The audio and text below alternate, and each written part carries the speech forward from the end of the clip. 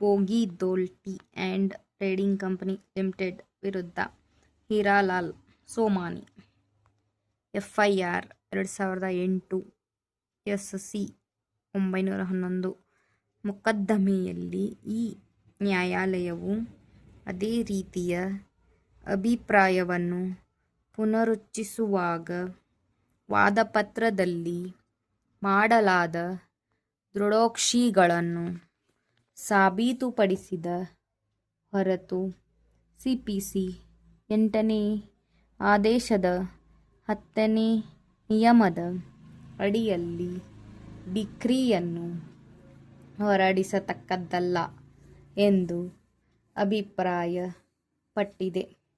ಮೊಕದ್ದಮೆಯ ಸಂಗತಿಗಳು ಮತ್ತು ಸನ್ನಿವೇಶಗಳ ಹಿನ್ನೆಲೆಯಲ್ಲಿ ನ್ಯಾಯಾಲಯವು ಕಾಲಪರಿಮಿತಿಯ ವಿವಾದಾಂಶವನ್ನು ಅಂದಹಾಗೆ ಒಳಗೊಂಡಿದ್ದಲ್ಲಿ ಅದನ್ನು ನಿರ್ಧರಿಸಬೇಕು.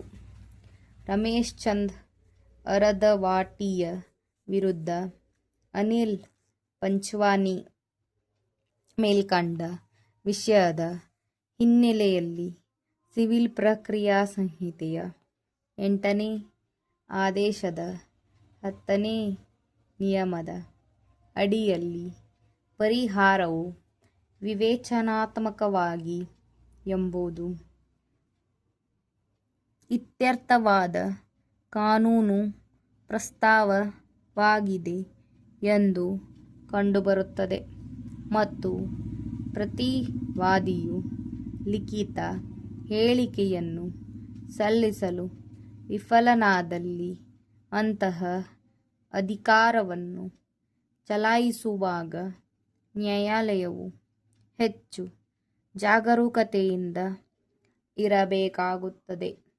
ಅಂತಹ ಸಂದರ್ಭಗಳಲ್ಲಿಯೂ ಸಹ ಪ್ರತಿವಾದಿಯಿಂದ ಭಾವಿಸಲಾದ ಒಪ್ಪಿಗೆ ಇದ್ದರೂ ಸಾಬೀತುಪಡಿಸಬೇಕಾದ ಯಾವುದೇ ಸಂಗತಿ ಇಲ್ಲ ಎಂದು ನ್ಯಾಯಾಲಯವು ಮನವರಿಕೆ ಮಾಡಿಕೊಳ್ಳಬೇಕು ಮತ್ತು ನ್ಯಾಯಾಲಯವು ಅಂಥ ತೀರ್ಪನ್ನು ಹೊರಡಿಸಲು ಕಾರಣಗಳನ್ನು ನೀಡಬೇಕು.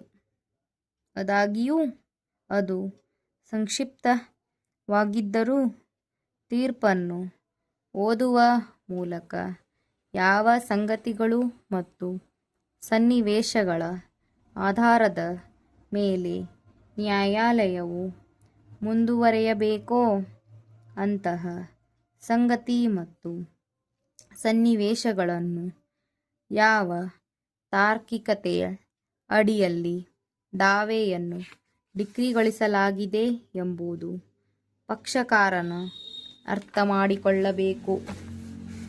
ಸಿವಿಲ್ ಪ್ರಕ್ರಿಯಾ ಸಂಹಿತೆಯ 8ನೇ ಕ್ರಮಾದೇಶದ 10ನೇ ನಿಯಮದ ಅಡಿಯಲ್ಲಿ ಮುಂದುವರೆಯಲು ಈ ನ್ಯಾಯಾಲಯವು ವಿಧಿಸಿದ ಮಾನದಂಡಗಳನ್ನು ಈಡೇರಿಸಲು ಅಧಿವಿಚಾರಣಾ ನ್ಯಾಯಾಲಯವು ವಿಫಲವಾದ ಕಾರಣ ಅಧಿವಿಚಾರಣಾ ನ್ಯಾಯಾಲಯದ ದಿನಾಂಕ 12/11/2003 ತೀರ್ಪು ಮತ್ತು ಡಿಕ್ರಿಯನ್ನು ಟೆಲ್ಕೋ ಲಿಮಿಟೆಡ್ ವಿರುದ್ಧ Deccan co-operative urban bank limited ದಾವೆ ಸಂಖ್ಯೆ 1988 ಆದೇಶದ ದಿನಾಂಕ 12/11/2003 ರದ್ದುಪಡಿಸಲಾಗಿದೆ ಮತ್ತು ದಾವೆಯನ್ನು ಹೊಸದಾಗಿ ತೀರ್ಮಾನಿಸಲು ಅಧಿವಿಚಾರಣಾ ನ್ಯಾಯಾಲಯಕ್ಕೆ ಹಿಂತಿರುಗಿಸಲಾಗಿದೆ.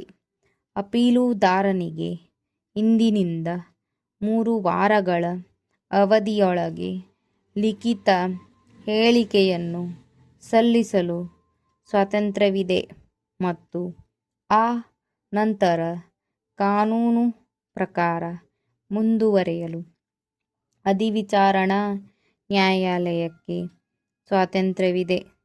ವಿಷಯವು ಬಹಳ ಹಳೆಯದಾದ್ದರಿಂದ ಅಧಿವಿಚಾರಣೆಯನ್ನು ತ್ವರಿತವಾಗಿ ಮುಕ್ತಾಯಗೊಳಿಸುವಂತೆ ನಾವು ಅಧಿವಿಚಾರಣಾ ನ್ಯಾಯಾಲಯವನ್ನು ಕೋರುತ್ತೇವೆ.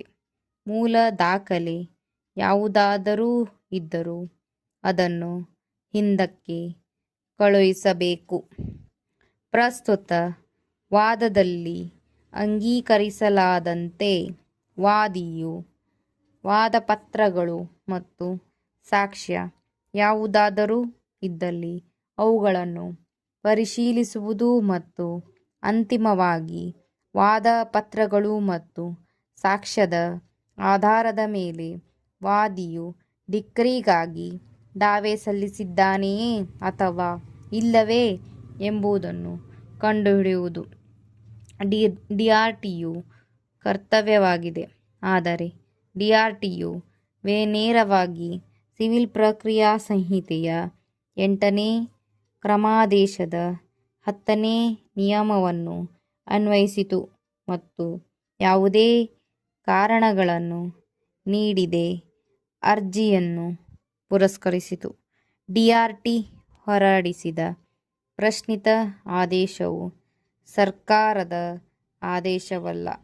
ಸಿವಿಲ್ ಪ್ರಕ್ರಿಯಾ ಸಂಹಿತೆಯ 8ನೇ ಕ್ರಮಾದೇಶದ 10ನೇ ನಿಯಮದ ಉಪಬಂಧಗಳನ್ನು ಅಧಿನಿಯಮಿಸುವಾಗ ಶಾಸಕಾಂಗದ ಉದ್ದೇಶ ಅದಲ್ಲ.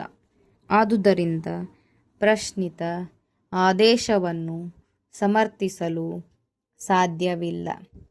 ಮೇಲೆ ಹೇಳಲಾದ ಕಾರಣಗಳಿಗಾಗಿ ಡಿಆರ್ಟಿ ಹೊರಡಿಸಿದ ಸಿಎ ಸಂಖ್ಯೆ 463 2014ರಲ್ಲಿ ಮಾಡಲಾದ ದಿನಾಂಕ 2/7/2015ರ ಪ್ರಶ್ನಿತ ಆದೇಶವನ್ನು ಈ ಮೂಲಕ ರದ್ದುಪಡಿಸಲಾಗಿದೆ.